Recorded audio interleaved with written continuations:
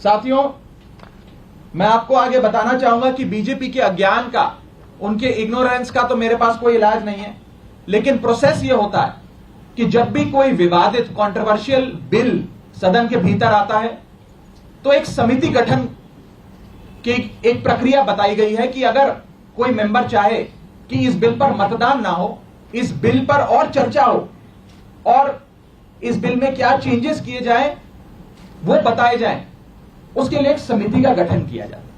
उस समिति में कुछ नाम प्रस्तावित किए जाते हैं और जिस शख्स को उस समिति में नहीं रहना वो अपना नाम विड्रॉ कर लेता है।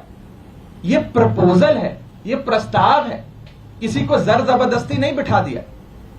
मैं आपको एक बहुत सरल एग्जाम्पल के माध्यम से यह समझाना चाहूंगा और आप सब वो मेरी बात समझ जाए। मान लीजिए कि मेरा जन्मदिन है, मैं अपनी जन्मदिन की दावत देता हूं, एक बर्थडे पार्टी आयोजित करता हूं। अपनी बर्थडे पार्टी में मैं 10 लोगों को न्योता देता हूं आने के लिए। 10 में से 8 लोग मेरा न्योता स्वीकार लेते हैं, आ जाते हैं। 2 लोग मेरा न्योता नहीं स्वीकारते, उल्टा मुझे कहते हैं तुम्हारी हिम्मत कैसे हुई हमें न्योता देने की, तुम्हारी हिम्मत कैसे हो गई, मजाल कैसे होगी कि तुमने हमें अपने जन्मदिन का न्योता दे दिया। ये वही बात है, मैंने तो समिति में शामिल करने के लिए न्योता दिया, कोई हस्ताक्षर थोड़ी दिया। लेकिन वो 2 लोग मुझसे खफा हो गए।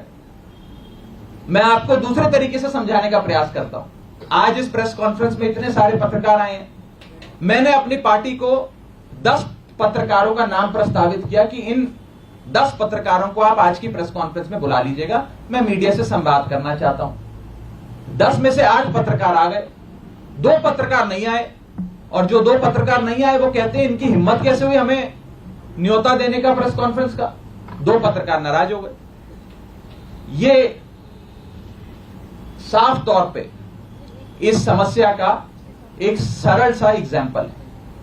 मैं ये बात रखना चाहता हूं कि जो मेरे खिलाफ कंप्लेंट्स दर्ज हुई, जिस मामले को कमिटी ऑफ प्रिविलेजेस को रेफर करा गया, उसका ये पार्लियामेंट्री बुलेटिन है, सरकारी डॉक्यूमेंट है। मैं आज बहुत सबूत लाया हूं दिखाने के लिए आप सबको, ताकि दूध का दूध और पानी का पानी हो जाए। ये पार्लियामेंट्री बुलेटिन है जिसके तहत मेरे खिलाफ जो कंप्लेंट्स आई उसे विशेषाधिकार समिति को विचार के लिए भेजा गया। इस पूरी पार्लियामेंट्री बुलेटिन में कहीं भी फर्जीवाड़ा, फोर्जरी, फोर्ज्ड साइन, सिग्नेचर, हस्ताक्षर, किसी भी शब्द का प्रयोग नहीं किया गया। सिर्फ इतना बोला गया कि इसकी जांच करके बताइए। अगर कोई फोर्जरी होती, कोई फर्जीवाड़ा होता, सिग्नेचर शब्द का प्रयोग तो कम से कम किया गया होता इस पार्लियामेंट्री बुलेटिन में। यह सरकारी दस्तावेज है राज्यसभा सेक्रेटेरिएट का, इसमें भी कहीं जिक्र नहीं किया गया। इसलिए नहीं किया गया क्योंकि जब साइन है ही नहीं तो साइन आएंगे कहां से। लेकिन भारतीय जनता पार्टी के झूठ का मुकाबला करना आसान नहीं है, इसलिए आज आपके सामने आकर यह बात रखनी पड़ी। और जहां तक विशेषाधिकार समिति का प्रोसीडिंग्स का मामला है, प्रिविलेज कमेटी का मामला है, इस देश के कई बड़े नेताओं के खिलाफ कमिटी ऑफ प्रिविलेजेस ने प्रोसीडिंग्स शुरू करी, कार्रवाइयां करी, जिसमें स्वर्गीय अटल बिहारी वाजपेयी जी हैं, जिसमें स्वर्गीय इंदिरा गांधी जी का नाम आता है, मनमोहन सिंह जी का नाम आता है, मोरारजी देसाई जी का नाम आता है, सुषमा स्वराज जी का नाम आता है, अरुण जेटली जी का नाम आता है। उस श्रेणी के अंदर अगर हमें भी शामिल किया गया तो कोई बात नहीं है, मजबूती से अपना जवाब विशेषाधिकार समिति के सामने, कमेटी ऑफ प्रिविलेजेस के सामने देंगे।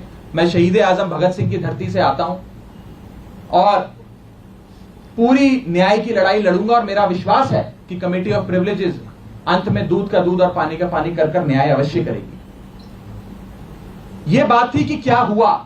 अब मैं आपको संक्षेप में यह बताना चाहता हूं, यह हुआ क्यों, यह विवाद कहां से खड़ा हुआ, यह क्यों इतनी अफवाह फैली।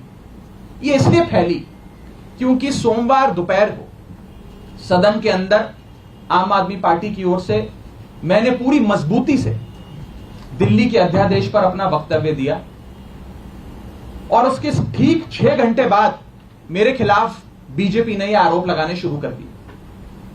इनको दिक्कत यह नहीं है कि मैंने नाम प्रस्तावित करे, इनको प्रॉब्लम यह नहीं है कि मैंने किसी कमेटी के गठन के लिए कुछ एमपीज के नाम दे दिए। इन्हें दिक्कत यह है कि एक 34 साल के युवा ने हमें खड़े होकर ललकारा कैसे। एक युवा ने हमसे मजबूती से सवाल कैसे पूछे और कैसे इस सुपारी जितनी पार्टी, जैसा कि गृह मंत्री जी कहते हैं, इस सुपारी जितनी पार्टी के एक युवा सांसद ने दुनिया की सबसे बड़ी पार्टी के सबसे बड़े नेताओं से देश के सबसे बड़े सदन में खड़े होकर सवाल कैसे पूछे। इन्हें दर्द इस बात का है।